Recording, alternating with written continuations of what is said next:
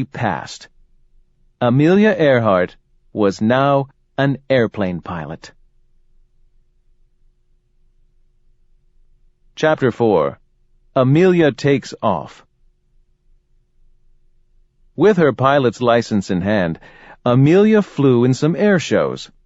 Most pilots were men, so a young woman attracted a lot of attention. Amelia didn't like to be on display, but she worked in the shows to earn money. She had to keep on flying. Then Amelia's friend and teacher, Nita Snook, got married.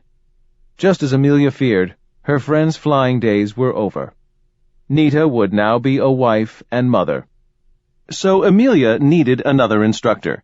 She teamed up with an expert named Monty Monticho. Monty had flown in the Army.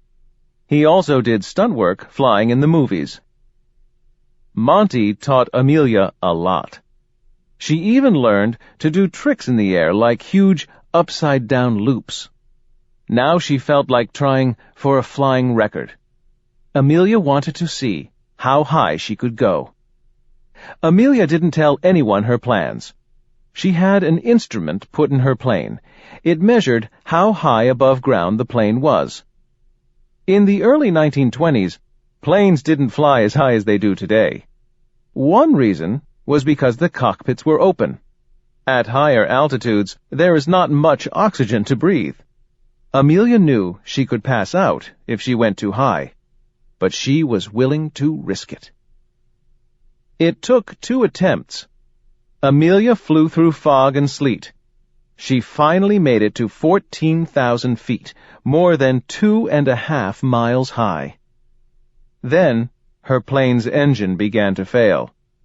Amelia brought her plane down fast. She was just barely able to make a safe landing, but she had her record.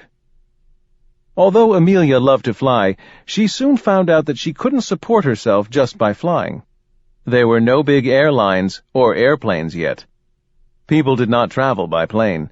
In fact, most people never expected to take a ride in a plane. In 1924, Amelia temporarily gave up on her dream. She sold the Canary and used the money to buy a car.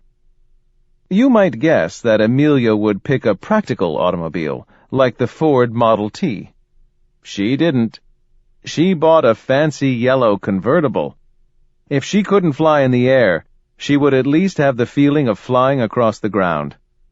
Amelia named her car the Yellow Peril. She and her mother drove across country and headed for the East Coast. Amelia went back to Columbia University, but again it wasn't for long.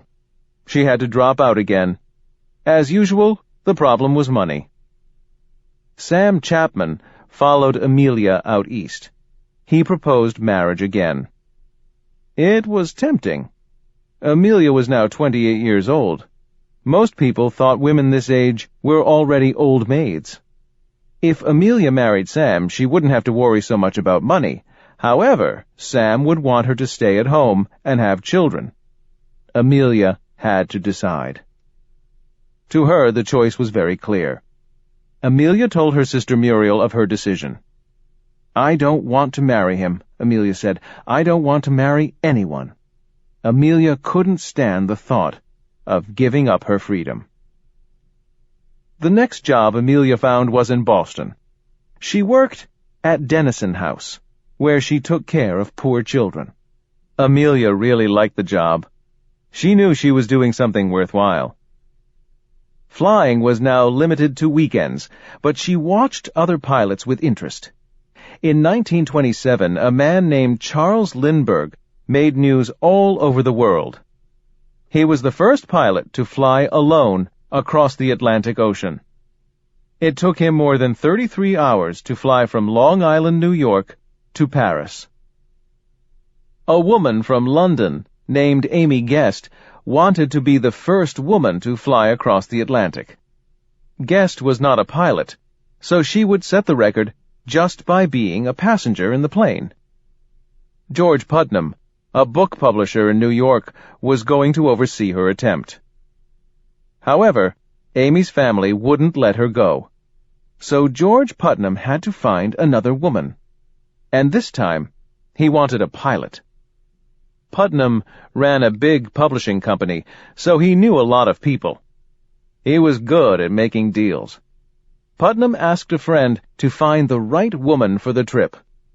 The friend found Amelia Earhart. Chapter 5. Amelia becomes a hero. Amelia met with both George Putnam and Amy Guest in New York. They both thought she was perfect. Attractive, polite, well-educated. She got the job. The job was actually not nearly as good as it sounded. Amelia wouldn't get paid. A man named Wilmer Stultz would fly the plane. He'd get $20,000. And although Amelia was called the captain, she was really just a passenger. Why did Amelia agree? First, no woman had ever crossed the Atlantic by plane. The experience alone was enough to make Amelia go. Amelia summed up her feelings in a letter to a friend. When a great adventure's offered you, you don't refuse it, that's all. Amelia also hoped that if the trip were successful, all the attention could bring her other flying jobs. The flight was very dangerous. Charles Lindbergh had made the trip safely, but 14 other people had died trying to cross the ocean. 3 had been women. Still, 2 other women pilots were already planning to try it. Amelia had to move quickly if she wanted to be the first. The plane, called the Friendship, took off from Boston on June 3, 1928. However, the crew had to land in Canada because of bad weather. Many days went by. The Friendship was still not able to take off. Amelia discovered another problem. Her pilot, Wilmer Stultz, drank.